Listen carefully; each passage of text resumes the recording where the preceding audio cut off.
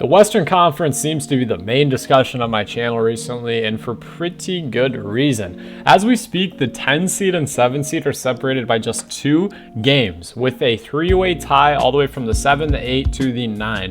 Today's video is another very opinionated one. We're going to discuss who will miss out on the playoffs out west, and who is going to lock in the 7 and 8 seed following the play-in tournament. As always, please be sure to share your opinions down in the comments below, and if you're new here, please be sure to consider hitting subscribe. We are uploading every single day for the month of March. We are 7 days in a row, 8 if you count this one. I did upload the last day of February. We are on the road to 3,000 subscribers. Thank you guys so much for the support you've been showing recently. Let's just jump straight into this thing. We got no time to waste, ladies and gentlemen. So let's first break it down pretty simply. The Sacramento Kings have fallen off a lot, not from a talent or any type of perspective in that regards, just in the sense that they were so safely in the playoffs last year, as they did resign as the 3 seed. Then you have the Dallas Mavericks, who last season we'll call it a little tamper tank. They did some dirty little things for a lottery pick, and they did not even make the playoffs. The Lakers made the Western Conference Finals last season, and then the Warriors obviously lost after they beat the Kings in 7 games. The Warriors ended up losing to the Lakers in 6 games in the Western Conference semis. With hindsight, some of that is relatively important, but honestly, it's not very relevant for this conversation at hand. As I mentioned in this video, we're going to waste no more time. I'm just going to cut straight into the guts of this thing. I believe the Lakers will finish as the 8th seed, and I believe that the Mavericks will finish as the 7th seed. I did really think the Warriors were going to storm back and take what I believe is rightfully theirs in a playoff spot. And the same thing goes for the Kings, as they sit currently as the 7th seed. But I think Luka and the Mavericks are more than hungry.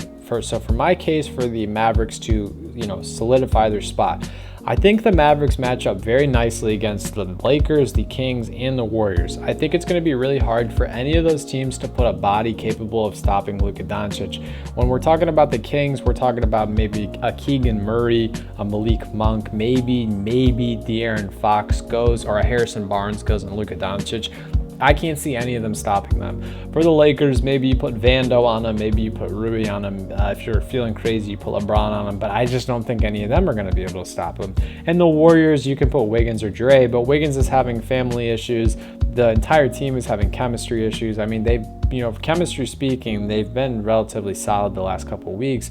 That's neither here nor there, though. I think the Mavericks are going to lock this spot in very, very easily. And then for the Lakers, I think it's pretty safe to say the NBA does well, the media does well, the fans do well when the Lakers are winning games, when the Lakers are competitive. And then not only that, the Lakers are just without a doubt rolling from a team chemistry standpoint. We had our yearly or annually Lakers need to blow it up at the deadline talks. We're going to get rid of D'Angelo Russell. We're going to trade for DeJounte Murray. We're going to trade for Donovan Mitchell. We're going to trade for this guy and that guy and Zach LaVine and DeMar DeRozan. They didn't end up going and doing any of that. They made no moves at the deadline, and D'Angelo Russell has been balling out for the Lakers. If they could make it in the play-in last year and make the Western Conference Finals and do all these great things, Anthony Davis is looking healthy, LeBron's looking very solid, D'Lo looks great, and Austin Reeves looks a lot more solid than I thought he was. I will not lie to you. If the Lakers keep shooting at the clip they're shooting, I really do think they will just be fine. So what does this mean for the 7 Kings and the 10 Warriors? I think the Kings' downfall is just going to be their lack of difference making. De'Aaron Fox is one of the most clutch players in the entire NBA. They had their moment last year. They lit the beam all season, and they rode that sweet spot, that sweet trail all season, and they were the 3 seed. But I think their downfall is just going to be the fact that they, on paper, don't have that that swagger that the Lakers have and that the Mavericks have, and that could be that could bite my take in the ass. Me saying that, it could be very wrong, because they could say, hey, we don't have any all-stars, we don't have all NBA players, and Domantas Sabonis, he's gotten no nods for his greatness. He's 5th in MVP voting, or 6th, or whatever it is, yet he's not an all-star or an all-NBA player.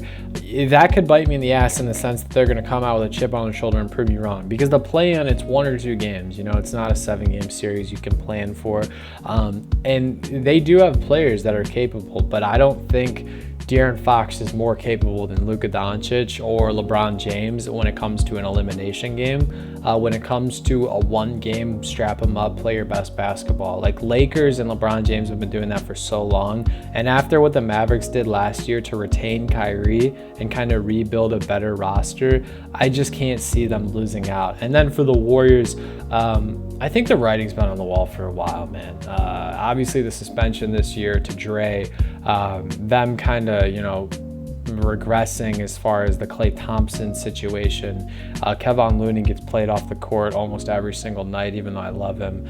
Then you have Kuminga taking a big leap, but it's like in a playoff scenario, is he going to be able to put 20 up and be that guy? Then you have Steph Curry, who's still playing at a very inspiring level, but I still don't think that's enough to get him over the hump, especially when you have Wiggins, who's on and off the court with family issues, and God bless Wiggins and his entire family. I hope things get well soon. That's not my business or any of yours watching this. But what do you guys think? Am I weird saying that the Mavericks and Lakers are going to lock up that 7-8 seed? Let me know in the comments below. I know today was a short video, guys, but this was just more of a discussion based. I want to talk to you guys a lot in the comments. Appreciate y'all's support as always. Hope you have a great rest of your day. Stay happy, healthy, and blessed. Peace.